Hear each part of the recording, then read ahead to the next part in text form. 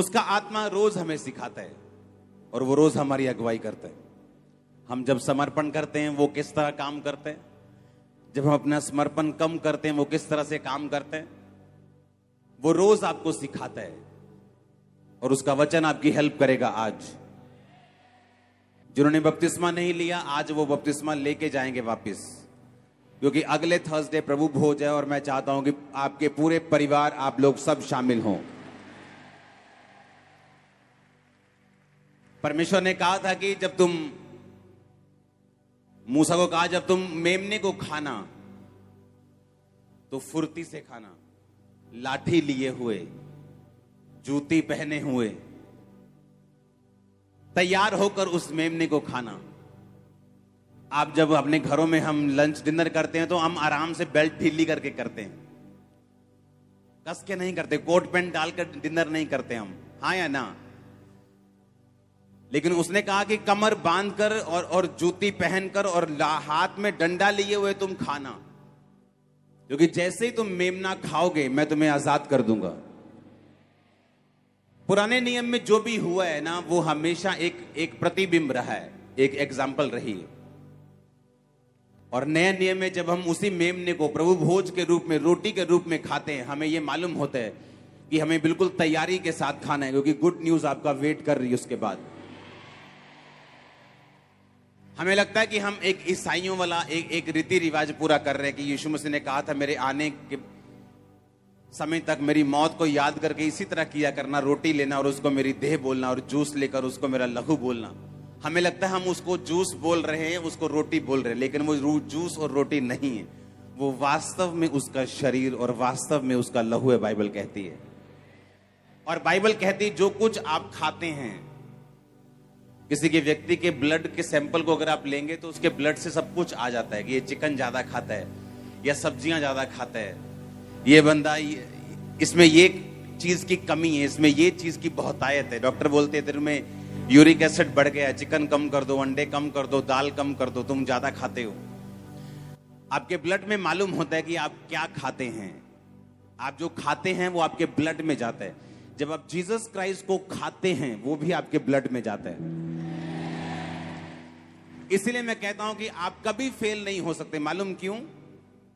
अगर मेरा DNA Jesus Christ का बन जाता है, जब मैं यीशु मसीह को मान लेता हूं, बैप्टाइज लेता हूं, मैं प्रभु भोज लेता हूं, मेरा डीएनए जो है, मेरा स्पिरिचुअल डीएनए अब फेलियर वाला नहीं है। आप कभी फेल नहीं हो सकते, कभी भी। मैंने ये नहीं कहा आप में से 99.99% फेल नहीं होंगे। अगर यीशु मसीह को आपने अपना उद्धारकर्ता मान लिया है, अगर जीसस क्राइस्ट आपके दिल में है, आपने बपतिस्मा ले लिया, मैंने कहा कभी भी आप फेल नहीं होंगे। वो आपके लाइफ हो, वो आपका कुछ भी हो जो आपके साथ जुड़ा हुआ है, बशर्ते आपने वचन का ध्यान रखा हो। दाऊद को एक भी जना हरा नहीं सका, लेकिन दाऊद अपने परिवार में फेलियर था। अगर आपको वचन नहीं सुना आपने, तो आप पिछले मीटिंग में जाओ और उस वचन को कंप्लीट सुनो। बाइबल कहती है दाऊद अपने बच्चों को उसने एक बार भी निराश नहीं किया, कभी भी उनको डांटा नहीं। हमें लगता है ये अच्छी बात है, लेकिन बाइबल कहती है अपने बच्चे की ताड़ना तू छड़ी से कर और तू उसको मरने से बचा लेगा। इसलिए परमेश्वर का आत्मा हमें बाइबल पढ़ने के लिए बोलता है, क्योंकि हम जानते हैं ये बात को कि चाहे तुम बड़े से बड़ी हस्ती क्यों नहीं हो, अगर तुमने वचन को ब्रेक किया तो उसका असर तुम्हारी जिंदगी पे जरूर होगा। परमेश्वर ने ये नहीं देखा कि दाऊद ने 66 लड़ाइयां लड़ी और जीती हैं, ये मेरा एक जन है मेरे पीछे चलने वाला। जहां उसने वचन तोड़ा उसका असर उसकी लाइफ पे था। सब जगह पास था, लेकिन फैमिली में फेल था, अपनी फैमिली को इकट्ठा नहीं रख पाया। उसका कारण बैतशेबा के साथ व्यभिचार और उसका कारण अपने बच्चों को करेक्ट ना करना।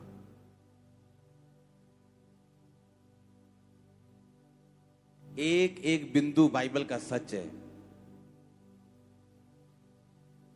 उसने कहा अपने बच्चों को उसी रास्ते पर ट्रेनिंग दे जिस रास्ते पर तू उसको चलता देखना चाहता है। जब वो जवान हो जाएगा उस रास्ते से कभी हटेगा नहीं। पहले बच्चे हुआ करते थे 15 साल के, 16 साल के, कुछ मालूम नहीं होता था। इंटरनेट आया, कंप्यूटर आया, पाप बढ़ा, अब 12 साल का बच्चा जानता है। आज 8 साल का बच्चा भी पाप के बारे में जानता है। उसके पास फोन है, उसके दोस्तों के पास फोन है। अगर वो पाप के बारे में जानता है तो चर्च में क्यों नहीं बैठा अभी वो? बाद में जब वो जवान हो जाएगा और बिगड़ जाएगा, आप उसके पीछे पीछे भागकर उसके लिए रोजे, फास्टिंग, प्रार्थना करेंगी। इससे अच्छा ये है कि उसको परमेश्वर की हुजूरी में अभी लाया जाए। जब वो जवान होगा, वो आपका जवानी का बेटा आपको सहारा देने वाला होगा, ना कि आपकी प्रार्थनाओं को खाने वाला, ना कि सिर्फ आपके रोजे रखवाने वाला, मेहनत करवाने वाला, आपके आंसू आपको रुवाने वाला बेटा नहीं फिर वो होगा या बेटी नहीं होगी। हालेलुया। एक वचन का दाऊद ने ध्यान नहीं रखा, उसका असर उसको भोगना पड़ा। कितना जरूरी है परमेश्वर के वचन को इसीलिए समझना और उसके वचन को डीपली समझना कि परमेश्वर के वचन में अगर ये लिखा है तो मेरे फायदे के लिए लिखा है। हालेलुया। क्योंकि तुम परमेश्वर से ज्यादा धर्मी नहीं हो सकते, उससे ज्यादा दयावान नहीं हो सकते, उससे ज्यादा समझदार नहीं हो सकते। तुमने इंसान का दिल दुखने से बचा लिया और परमेश्वर से हट गए। ये तुम्हारी जिंदगी की सबसे बड़ी मूर्खता निकलेगी, क्योंकि तुम परमेश्वर से ज्यादा धर्मी और दयावान नहीं हो सकते। पतरस कहता है यीशु मसीह कभी ना हो तेरे, तुझे कभी क्रूस उठाए, तेरे साथ कभी ऐसा ना हो। उसने कहा शैतान मेरे सामने से दूर हो तो मेरे लिए ठोकर का कारण है। वो सांसारिक प्रेम जो आपको क्रूस से हटा रहा है, आपको उस प्रेम को परमेश्वर के वचन की रोशनी में जांचने की जरूरत है कि ये प्रेम परमेश्वर की ओर से है या मुझे क्रूस से हटाने की साजिश हो रही है। भजन संहिता 130 उसकी 7 आयत में लिखा, इस्राएल यहोवा पर आशा लगातार लगाए रहे, क्योंकि यहोवा करुणा करने वाला और पूरा छुटकारा देने वाला है। अपने पड़ोसी को बोलो यहोवा छुटकारा देने वाला परमेश्वर और पूरा छुटकारा देने वाला। आमीन। पहला राजा 11 उसकी 1 से 13 आयत को मैं पढ़ूंगा। परंतु राजा सुलेमान फिरौन की बेटी और बहुतेरी और विजातीय अन्य जाति स्त्रियों से जो मुआबी, अम्मोनी, एदोमी, सिदोनी, हित्ती थी, उनसे प्यार करने लगा। वे उन जातियों की थी जिनके विषय में यहोवा ने इस्राएलियों से कहा था कि तुम उनके मध्य में ना जाना और ना वे तुम्हारे मध्य में आने पाए। वे तुम्हारा मन अपने देवताओं की ओर निस्संदेह फेरेंगी। और उन्हीं की प्रीति में सुलेमान लिप्त हो गया। और उसके साथ 700 रानियां, 300 रखेलियां थी और उसकी इन स्त्रियों ने उसका मन बहका दिया। जब सुलेमान बूढ़ा हुआ तब उसकी स्त्रियों ने उसका मन पराये देवताओं की ओर बहका दिया और उसका मन अपने पिता दाऊद की नाई अपने परमेश्वर यहोवा पर पूरी रीति से लगा ना रहा। सुलेमान तो सिदोनियों की अश्तोरेत नामक देवी और अम्मोनियों के मिलकोम नामक घृणित देवता के पीछे चला। और सुलेमान ने वह किया जो यहोवा की दृष्टि में बुरा है, और वह यहोवा के पीछे अपने पिता दाऊद की नाई पूरी रीति से ना चला। उन दिनों सुलेमान ने यरूशलेम के सामने के पहाड़ पर मुआबियों के कमोश नामक देवता के लिए और अम्मोनियों के मुलेक नामक घृणित देवता के लिए एक एक ऊंचा स्थान बनवाया। और अपनी अपनी सब अन्य जाति स्त्रियों के लिए भी जो अपने अपने देवताओं को धूप जलाती और बलिदान करती थी, उसने ऐसा ही किया। तब यहोवा ने सुलेमान पर क्रोध किया और उसका मन इज़राइल के परमेश्वर यहोवा से फिर गया था, जिसने उसको 2 बार दर्शन दिया था। और उसने इस बात के विषय में आज्ञा दी थी कि पराये देवताओं के पीछे ना हो लेना, तो भी उसने यहोवा का कहा ना माना।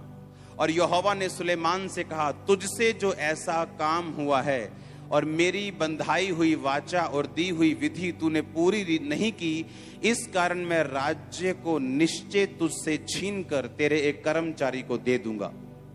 तो भी तेरे पिता दाऊद के कारण तेरे दिनों में ऐसा ना करूंगा, परंतु तेरे पुत्र के हाथ से राज्य छीन लूंगा।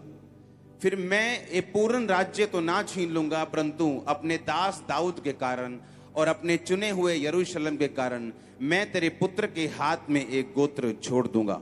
अपने हाथों को उठाओ, बोलो ये वचन मेरी जिंदगी में फल लाए। जितना मैं सुनूं मैं उसे कबूल करूं, उसे मानूं। आमीन। मैंने आपको दाऊद के बारे में बताया, हाँ या ना?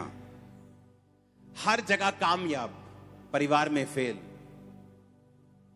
कारण परमेश्वर के वचन को फॉलो नहीं किया। उसने कहा यहोवा पूरा छुटकारा देने वाला परमेश्वर है। जब परमेश्वर आपको देखता है तो वो इस निगाह से देखता है कि मैं इसकी पारिवारिक प्रॉब्लम से इसको छुटकारा दूंगा, मैं इसको फाइनेंशियली छुटकारा दूंगा, मैं इसको गलत आदमियों से छुटकारा दूंगा, अनफ्रूटफुल लोगों से छुटकारा दूंगा, मैं इसकी बीमारी से छुटकारा दूंगा, मैं उसे पूरा छुटकारा दूंगा। बाइबल कहती है यहोवा पूरा छुटकारा देने वाला परमेश्वर है। बहुत से अमीर लोग हैं, बहुत से अमीर सेलिब्रिटीज हैं, उनके पास पैसा है पर छुटकारा नहीं। कोई डिप्रेशन से लड़ रहा है, कोई बीमारी से लड़ रहा है, कोई फैमिली फेलियर से लड़ रहा है, क्योंकि उनके पास पूरा छुटकारा नहीं मिल सकता। क्योंकि बाइबल कहती है यहोवा ही है जो पूरा छुटकारा तुम्हें दे सकता है। अब सुनो ध्यान से, दाऊद के पास पूरा छुटकारा था, सिर्फ एक जगह छुटकारा नहीं था, वो था उसका परिवार। कारण था खुद दाऊद, उसने परिवार के विषय में परमेश्वर की आज्ञा को नहीं माना और जो कुछ परमेश्वर का वचन कहता था उसने फॉलो नहीं किया। क्योंकि परमेश्वर, बाइबल कहती है, वो पक्षपात करने वाला परमेश्वर नहीं है। ना ही वो शक्लों को देखता है, ना ही वो ये देखता है कि तुम कितने बड़े दास हो या कितने छोटे विश्वासी हो। अगर तुमने वचन फॉलो किया वो तुम्हें ब्लेस करेगा, अगर तुम वचन से हटे तो तुम खुद श्रापित हो जाओगे। वो सुलेमान जिसको परमेश्वर ने 2 बार दर्शन दिया, पहली बार जब उसको बुद्धि देनी थी, जब उसको, उसके बाद जब उसने परमेश्वर का भवन बनाया तब उसको दर्शन दिया। सुलेमान के जैसे कोई बुद्धिमान व्यक्ति पूरी दुनिया में नहीं था।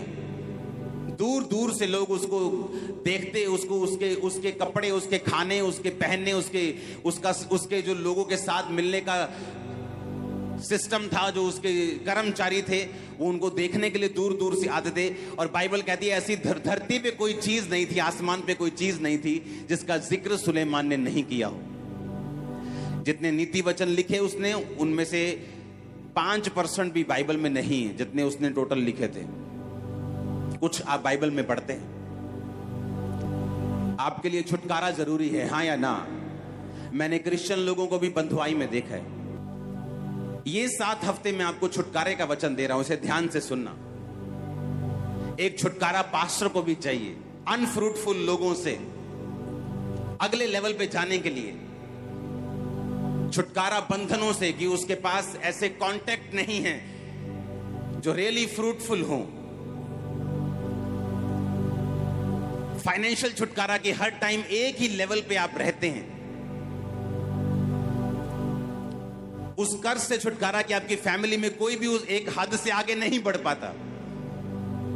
अगर आपने इस वचन को फॉलो किया, आपके बाप दादाओं से जो गरीबी चलती आ रही मिट्टी में मिल जाएगी यीशु मसीह के नाम में। आप उसे ब्रेक कर देंगे। पहले होंगे जो जहाज पे बैठेंगे और अमेरिका घूमेंगे। मैं आपको सच कह रहा हूं, मैं आपको सच कह रहा हूं। आप फर्स्ट होंगे जो वो चीजें पाए करेंगे जो आपकी फैमिली ने नहीं की। मैं आपको सच कह रहा हूं, अगर आपने ये वचन को ध्यान से सुना, आपके बच्चे आपके रिश्तेदारों के बच्चों से कहीं उत्तम होंगे। अगर सुनो मेरी बात वचन की है। यहां मैं वचन दे रहा हूं, क्यों? वहां बैठा एक बंदा अपने 14 साल की मुश्किल से डिलीवरेंस ले रहा है, जो गुरदासपुर में बैठा है, जो कनाडा में बैठा है। कारण परमेश्वर का वचन है, उसकी सामर्थ्य है। अगर आप उसके वचन को ये 7 हफ्ते फॉलो करेंगे, 7 हफ्ते चर्च मिस नहीं करना, लगातार जो ऑनलाइन है वो हर सरमन सुनेंगे, 7 डिलीवरेंस वीक का। 7 हफ्ते के बाद आप पाएंगे कि आपने वो पकड़ लिया जो आप चाहते थे। हर वो जादू, वो टोना, वो बंधन जो आपके पीछे पड़ा रहा है सालों से, ये 7 हफ्ते के बाद शर्मिंदा होगा आपकी लाइफ से। ये आपके डिलीवरेंस वीक है और ये होगा आमीन, ऊंचा ये ब्लेसिंग तुम्हारी ये चर्च। तुम धीरे धीरे अपनी मिनिस्ट्री को नहीं बनाओगे, तुम फास्ट बनाओगे अभी से यीशु के नाम में। तुम धीरे धीरे अपने घर को नहीं बनाओगे, तुम जल्दी से बनाओगे यीशु मसीह के नाम में। हालेलुया। इस डिलीवरेंस के वचन को अंदर समा लेना। पहले हफ्ते का वचन क्या था, दूसरे हफ्ते का क्या था, संडे का शाम का क्या था, थर्सडे क्या था, उसे लिखना। लिखे बिना इस वचन को नहीं जाना। मैंने अपनी लाइफ में नोटिस किया है, जिनकी जिंदगी में परमेश्वर यहोवा के अलावा दूसरा परमेश्वर है, वो कभी भी डिलीवरेंस पूरा छुटकारा हासिल नहीं करते अपनी लाइफ में। वो 40 रोजे छोड़ दे, वो 400 रोजा रख लें, तब भी डिलीवरेंस नहीं होगी। वो 800 रोजे रख लें, नंगे पैर जाएं, अपना सब कुछ दे दें, तब भी उनकी डिलीवरेंस नहीं होगी। परमेश्वर ने कहा, तू अन्य जाति की औरत में शादी मत करना, ऐसा ना हो कि वो अपना मन, तेरा मन अपने देवताओं की ओर तुझे बहका दे। सुलेमान जो हर तरफ से कामयाब व्यक्ति था, क्योंकि उसके पिता ने उसके लिए लड़ाइयां लड़ी थी, और जब उसको राज्य मिला वो बड़ा स्थिर राज्य था। और बाइबल कहती सुलेमान ने सिर्फ ग्रोथ की, क्योंकि फाइट नहीं थी उसकी लाइफ में, सिर्फ ग्रोथ बढ़ता गया। इधर से टैक्स आ रहा है, उधर से टैक्स आ रहा है, ये राज्य के साथ संधि हो रही, उस राज्य के साथ संधि हो रही, वो सोना भेज रहा है, वो इतने टन सोना लेके आ रहा है। अगर आप बाइबल पढ़ेंगे ध्यान से, सुलेमान हर टाइम, जिस तरह दुबई है आज, हर तरफ से पैसा आ रहा है, प्रॉपर्टी से पैसा आ रहा है, इधर से पैसा, उधर से पैसा। वो सुलेमान उससे कहीं अधिक ऊपर था और हर तरफ से ब्लेस था। और बाइबल कहती जो औरतों के साथ उसने शादी की थी, धीरे धीरे उन औरतों ने उसका मन अपने देवताओं की ओर कर लिया। और सबसे डेंजरस बात है क्रिश्चियनिटी की, कि जब आप ऐसी गलतियां करते हैं, उसका असर आपको तब नहीं होता। कोई आज व्यभिचार कर सकता है और 2 महीने में उसको गाड़ी की आशीष मिल सकती है, पर इसका मतलब ये नहीं कि परमेश्वर भूल गया।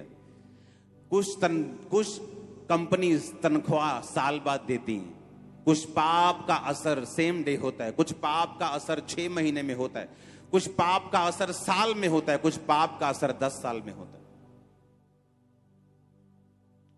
जिन लोगों ने यीशु मसीह को क्रूस पे चढ़ाया, परमेश्वर ने कहा मेरे लिए नहीं, अपने और अपने बालकों के लिए रो। पता क्या हुआ? यीशु मसीह के क्रूस पे चढ़ने के कुछ साल बाद उस जगह पे अटैक किया गया, परमेश्वर का भवन तोड़ दिया गया, उन सब लोगों को बंधु बना लिया गया था। वो क्रूस पे चढ़ाने का असर एकदम से उनको सजा नहीं मिली, उनके बच्चों तक ने वो सजा भोगी, क्योंकि कुछ पापों का असर एकदम से नहीं होता। और इसलिए यूथ जो है वो मिसअंडरस्टैंड कर लेता है इस चीज को, कि मेरी तो बॉयफ्रेंड को परमेश्वर ने अलाउ कर दिया, देखो मेरा बॉयफ्रेंड है, गर्लफ्रेंड है, ये देखो खुदा ने मुझे ब्लेसिंग दी है, मेरी जॉब में प्रमोशन हो गई। धीरे धीरे सुलेमान का मन बहका, एकदम से नहीं, धीरे धीरे धीरे धीरे धीरे धीरे धीरे धीरे। पहले धीरे धीरे वो लेके गई होगी, पहले धीरे धीरे कुछ खिलाया होगा, नहीं मैं तो यहोवा को मत, ये खाला थोड़ा जा, कोई नहीं, मेरे नाल चलती, बाहर भेजी तू। जैसे ऑटो वाले बाहर नहीं बैठते यहाँ आके, पहले बाहर बैठते हैं, फिर थोड़ा आगे आते हैं, फिर यहाँ बैठते हैं, फिर यहाँ आ जाते हैं। पहले छोड़ने आए थे, फिर लगा कि यार देख आते तो है ही, देखते ले क्या बोलता क्या ये बंदा, देख सुन तो ले। फिर बाहर से सुनना शुरू किया, तो गलत है, ठीक है यार। फिर अंदर आए, फिर आगे आ गए, और कभी स्टेज पे भी पहुंच जाओगे। हालेलुया। आप समझ रहे मेरी बात को कि नहीं? धीरे धीरे उन्होंने उसका मन अन्य देवताओं की ओर फेर दिया। तुम्हें डर लगता है क्योंकि तुम लोगों को नाराज नहीं करना चाहते।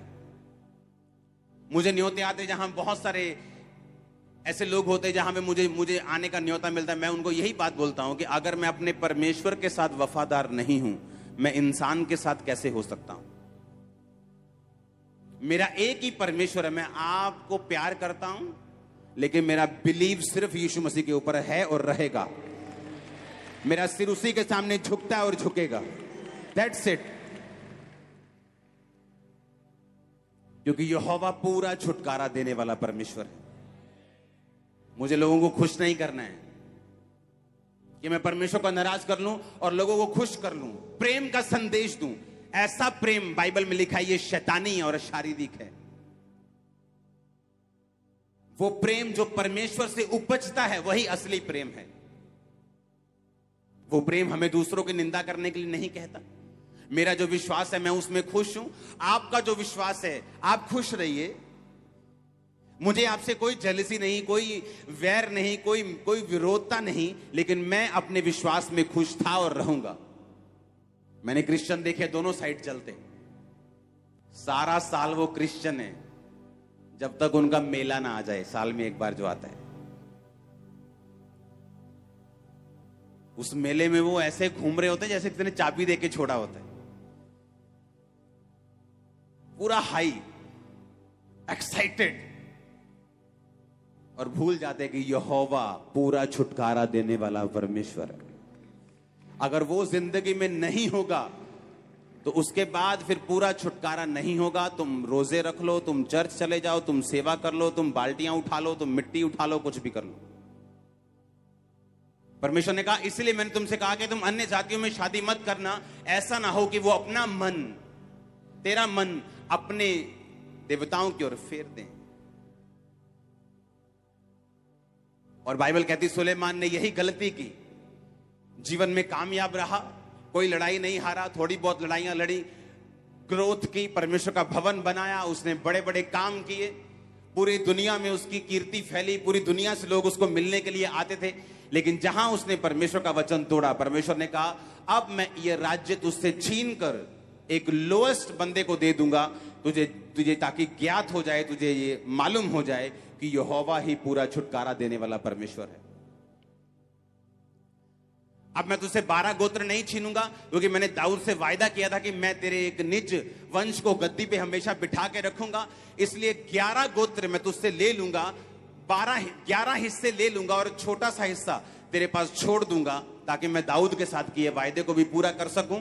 लेकिन मैं तुझे ये इतनी ब्लेसिंग में रहने नहीं दूंगा, क्योंकि तूने मेरे वचन को तोड़ा है। इसके लिए प्रैक्टिस करनी पड़ती है आपको, ना ना ना बोलना पड़ता है। कितनी बार, कई बार लोगों के गुस्से का सामना करना पड़ता है आपको, कई बार आपको लोगों को नाराज करना पड़ता है, लेकिन मैंने ये किया है और आज मैं ब्लेस्ड हूं संपूर्ण छुटकारे में। आप भी हो जाएं। आमीन। मुझे एक बात मालूम है, छुटकारा परमेश्वर की ओर से, वही छुटकारा दे सकता है, कंप्लीट छुटकारा वही दे सकता है जो आपकी लाइफ में आपकी बॉडी को चाहिए, आपके सिस्टम को चाहिए, आपके माइंड को चाहिए, आपके बॉडी को, आपके फाइनेंस को, आपकी फैमिली को, आपके मैरिज लाइफ को। जो डिलीवरेंस चाहिए वो परमेश्वर दे सकता है। और मैं आपको 7 हफ्ते ये डिलीवरेंस कैसे होती है बताता रहूंगा। आपकी लाइफ में एक ही परमेश्वर होना चाहिए, सामने कितनी बड़ी भी ओपोजिशन क्यों ना हो, उनको देखकर आपका वचन बदलना नहीं चाहिए, बल्कि और सख्त हो जाना चाहिए।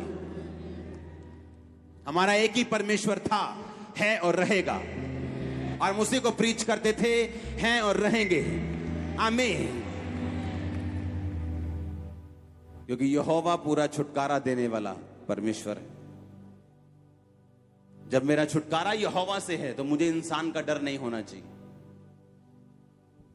अगर मुझे मालूम है कि परमेश्वर के वचन को अगर मैं तोड़ूंगा, मैंने कितनी भी प्रार्थनाएं क्यों ना की हूं, मैंने कितनी भी टाइट क्यों ना दी हो, कितनी भी मेहनत क्यों ना की हो, उसका असर मेरी लाइफ पे होगा अगर मैं वचन को तोड़ूंगा तो। दाऊद उसकी एक एग्जाम्पल है, अब्राहम उसकी एक एग्जाम्पल है, सुलेमान उसकी एक एग्जाम्पल है। पतरस जो लंगड़े चलाने वाला, अंधों को दिखाने वाला, उसने भी जब अविश्वास किया तो बाइबल कहती फिर से डूबने लगा, और परमेश्वर ने कहा, हे अल्पविश्वासी, तूने क्यों संदेह किया। एलिया जब प्रार्थना से भरपूर था, परमेश्वर के सामने रोज जाता था, राजा के सामने कहता, हे राजा, मेरे कहे बिना ना बारिश आएगी ना ओस पड़ेगी। जब प्रार्थना कम हुई तो एक लेडी ने जब मारी दबका कि तेरा सिर तेरे धड़ से अलग कर दे, भागना पड़ा उसको। जो स्पिरिचुअल रूल्स हैं वो आपकी शक्ल, आपका ओहदा नहीं देखते हैं, आपका पास्ट नहीं देखते हैं। आज आप परमेश्वर के वचन को मानेंगे, आप आज ब्लेस्ड होंगे। That's it. जब मैं एक ऐसे भोज में, ऐसे लंगर में शामिल हो रहा हूं जो यहोवा का नहीं है, तो इसका मतलब मैं भी मानता हूं फिर कि आप जिसको मान रहे हैं मैं उसमें शामिल हो रहा हूं। तो परमेश्वर ने क्या कहा बाइबल में? तुम दो राज्यों में नहीं चल सकते, तुम अंधेरे और उजाले में एक समय पे नहीं हो सकते। या तो अंधेरा रहेगा तो या तो उजाला रहेगा। संसार से मित्रता करना परमेश्वर से प्यार करने के बराबर है, उसने कहा। हालेलुया। अगर मुझे संपूर्ण छुटकारा चाहिए तो मुझे यह बात समझनी होगी कि मुझे परमेश्वर के वचन पे एग्जैक्ट चलना होगा जिस तरह बाइबल कहती है। उसको मानने में, उसको फॉलो करने में मुझे स्ट्रेटजी बनानी पड़े, मुझे टाइम लगाना पड़े, मुझे अपने परिवार को समझाना पड़े, मुझे कुछ भी करना पड़े, लेकिन मैं उसके वचन को फॉलो करने के लिए मेहनत करूंगा, कदम उठाऊंगा, डिसीजन लूंगा। और परमेश्वर ने वचन में लिखा कि यहोवा पूरा छुटकारा देगा, पूरा कंप्लीट। एक तरफ से नहीं, दो तरफ से नहीं, वो तुम्हारे चारों ओर से तुम्हें छुटकारा देगा। अपने पड़ोसी से पूछो कितने परमेश्वर हैं तुम्हारे? कहीं पैसा तुम्हारा परमेश्वर तो नहीं? व्यभिचार तुम्हारा परमेश्वर तो नहीं? हालेलुया। उसने कहा तुमने उस मिट्टी की मूरत को बनाया और खुद ही बना के खुद ही पूज लिया, और जिस परमेश्वर ने तुम्हें बनाया उसे तुम भूल गए। वो कहता मैं पूरा छुटकारा देने वाला परमेश्वर। जब हम परमेश्वर को फॉलो करेंगे, जो किसी धर्म का नहीं, जो किसी जात का नहीं, जो कहता है कि मैं मिट्टी के बनाए हुए उन मूर्तों में, उन भवनों में नहीं रहता हूं, मैं तुम में रहता हूं, उसको जब हम फॉलो करेंगे वो तुम्हें दिखाएगा छुटकारा किस बला का नाम है, छुटकारा किससे कहते हैं। प्रॉब्लम अगर छुटकारा नहीं मिला तो परमेश्वर में नहीं है, प्रॉब्लम हम में है। और जब हम इसको फॉलो करना शुरू कर देंगे, जब हम पूरी तरह से वचन को फॉलो करेंगे, आपको टेस्ट जब होगा छुटकारे का, आप बोलोगे ये कोई नहीं कर सकता था जो मेरे साथ हुआ है। कोई फैमिली मैन, कोई डॉक्टर, कोई मेडिकल साइंस, कोई दुनिया, कोई पॉलिटिशियन, कोई बंदा ये मेरी लाइफ में नहीं कर सकता था जो परमेश्वर यहोवा ने मेरी जिंदगी में किया है। आपको पक्की यारी लगानी पड़ेगी उसके साथ। पहला प्रेम और आखिरी प्रेम यीशु मसीह होना चाहिए आपकी लाइफ में, अगर आप सीरियस हैं तो अपनी लाइफ के लिए। हर बंदा चाहता है वो फाइनेंशियली ब्लेस हो, हर बंदा चाहता है वो अपनी मैरिज में, अपने घर में, अपनी जिंदगी में, अपनी बॉडी में ब्लेस्ड हो। परमेश्वर भी तो यही चाहता है। बाइबल कहती है इसलिए प्रभु यीशु मसीह मारे गए, गाड़े गए और तीसरे दिन मुर्दों में से जी उठे। उसी के मार खाने से तुम चंगे हुए हो। तुम्हारे डिप्रेशन के लिए उसने कांटों का ताज पहना, तुम्हारी जो बेइज्जती थी, तुम्हारे जो पाप थे उसने क्रूस पर सहे।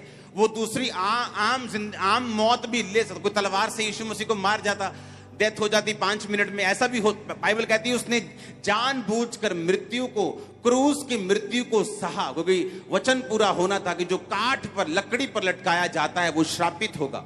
उसने तुम्हारे श्राप, बाइबल कहती है, अपने ऊपर लिए, तुम्हारे पापों के लिए लहू बहाया, तुम्हारी बीमारियों के लिए 39 कोड़े खाए।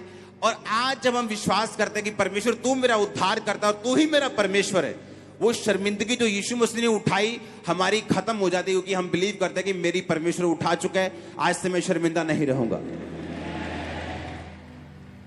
आप मेरी बात समझ रहे कि नहीं? फिर हम बिलीव करते हैं कि यीशु मसीह तो आप मेरे उद्धार करते हैं, आप मेरे परमेश्वर हैं। आप नहीं कहते तुम ही मेरा डैडी है, तुम ही मेरा डैडी है, तुम ही मेरा डैडी है, तुम इतने डैडी नहीं हो सकते। डैडी एक ही है, तो परमेश्वर भी एक ही है। जब आप कहते हैं कि परमेश्वर यीशु मसीह मैं बपतिस्मा लेता हूं, तू मेरा उद्धार करता है, दैट्स इट। उस दिन आप और परमेश्वर, तीसरा कोई नहीं, कोई मासी नहीं, कोई फुफ्फड़ नहीं, कोई नहीं, फिर तीसरा कोई परमेश्वर और नहीं। आप चाहते हैं मैं आपके साथ ईमानदार रहूं, आप चाहते हैं कि मैं आपको वो वचन दूं जो आपको छुटकारा दे, तो इसको फॉलो करना जो मैंने आपको बोला है। हमें किसी से नफरत नहीं, लेकिन हम वो फॉलो करेंगे जो बाइबल कहती है। आमीन। जो वचन में लिखा हुआ, जो वचन कहता है हमें फॉलो करना है, दैट्स इट। उसने कहा मैं पूरा छुटकारा देने वाला परमेश्वर हूं। जब दाऊद कि ओदनिया नाम के बेटे के जिक्र होता है बाइबल में, तो उसने लिखा कि ओदनिया को उसने कभी भी उदास नहीं किया था। बचपन से लेके जवानी तक जब उसका बेटा बड़ा हुआ तो कभी भी दाऊद ने उसको उदास नहीं किया, कभी डांटा नहीं, कभी फटकारा नहीं। हमें लगता है वाह कितना कूल इंसान है, लगता है ना बाइबल पढ़ के कितना शानदार इसका स्वभाव है भाई। पर जब आप बाइबल पढ़ते हैं वो शानदार स्वभाव नहीं था, वो अनगैली वाला स्वभाव था। बाइबल कहती है अपने बच्चों की ताड़ना किससे कर? छड़ी से। अपने बच्चों को तब सिखा जब वो छोटे हैं, ताकि जब वो बड़े हो जाएं उससे हटे नहीं।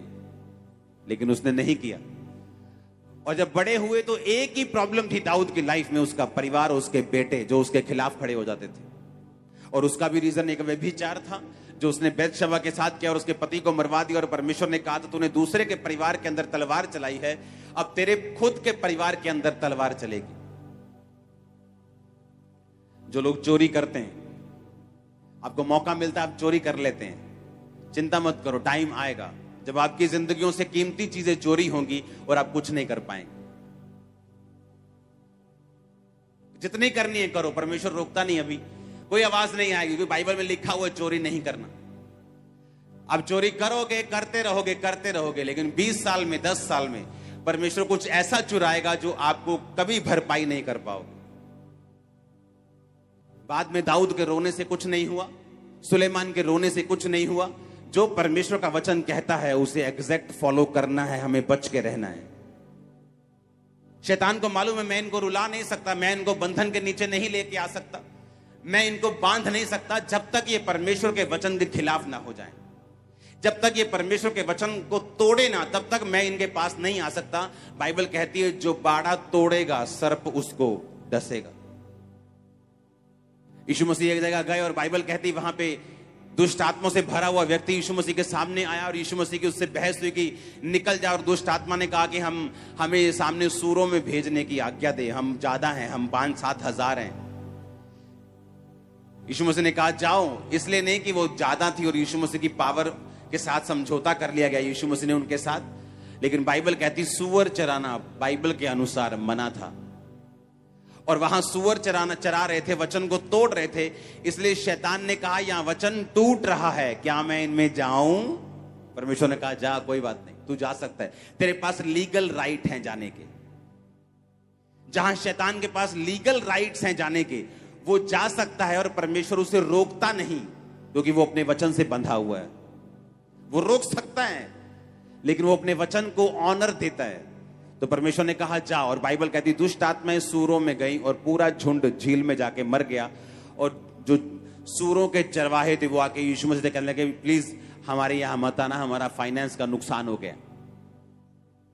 आप कोई वचन तोड़ रहे हैं, शैतान के पास लीगल राइट है आपके परिवार में एंट्री करने का, आपकी सेहत में एंट्री, क्योंकि आपने वर्ड को ब्रेक किया है, उसके पास लीगल राइट्स हैं। आप बोलेंगे परमेश्वर ने शैतान को अलाउ क्यों किया? क्योंकि आपने उस वचन को तोड़ा है। बाइबल कहती है जो वचन तोड़ेगा, जो बाड़ा तोड़ेगा, सर्प उसको डसेगा। बाड़े के अंदर रहेंगे तो बाइबल कहती है सर्प हमें नहीं डस पाएगा। और हमारा बाड़ा छोटा नहीं है, हमारा बाड़ा कोई 5-10 एकड़ का नहीं है। इस बाड़े में दुनिया की हर खूबसूरत चीज मौजूद है, इस बाड़े में दुनिया की हर आशीष मौजूद है, इस बाड़े में परमेश्वर की दया, उसकी मर्सी मौजूद है। हमारा बाड़ा छोटा थोड़ी है, हमारे बाड़े में दुनिया की हर वो चीज है जो दुनिया के बड़े बड़े लोग चाहते हैं, उन्हें मिलती नहीं, वो आपको मिलेगी। वो पौलुस ने कहा मैं पौलुस प्रेरित जो परमेश्वर के सुसमाचार के लिए अलग किया गया हूं। अलग किए जाने का मतलब है मेरी बाउंड्रीज ठहराई गई हैं। आप क्रिश्चियन हैं, हाँ या ना? और अगर आपकी बाउंड्रीज नहीं है आप क्रिश्चियन नहीं है। हर क्रिश्चियन की बाउंड्रीज हैं, एक 4 दीवारी है उसकी, जहां से बाहर वो नहीं जा सकता अगर वो रियल क्रिश्चियन है तो। पर उस बाउंड्री के अंदर परमेश्वर आपको हर एक ब्लेसिंग देगा, आपको शांति देगा, आपको चंगाई देगा, आपको पीस देगा। इतना पैसा वो आपको देगा कि आप पूरी दुनिया में उसका काम कर सको। उस बाउंड्री के वो अंदर है, बाहर नहीं। उसने कहा मैं पौलुस जो परमेश्वर के सुसमाचार के लिए अलग, अलग करने का मतलब यूनानी भाषा में है उसको एक बाउंड्रीज के अंदर रख देना, एक 4 दीवारी के अंदर रख देना, लेकिन वो 4 दीवारी सिर्फ 5-10 एकड़ की नहीं, वो अनलिमिटेड है, पर है वो अंदर ही, है वो बाउंड्रीज ही। कुछ चीजें हम नहीं कर सकते, कुछ जगहों पे हम नहीं जा सकते, कुछ काम हम नहीं कर सकते। परमेश्वर आपको ब्लेस करे और वो आपको तौबा करने का मन दे। आज से आपका एक ही परमेश्वर हो। मैंने कहा आज से आपका एक ही परमेश्वर हो और वही परमेश्वर आपको छुटकारा दे। आमीन। जिस औरत के एक से ज्यादा पति होते हैं, पहला बोलता है दूसरा कर देगा, दूसरा बोलता है पहला कर देगा। आपका एक ही परमेश्वर होना चाहिए और वो जीवित होना चाहिए, जिसका नाम यहोवा है, जिसका नाम यीशु है, जिसका नाम जीसस क्राइस्ट। आमीन।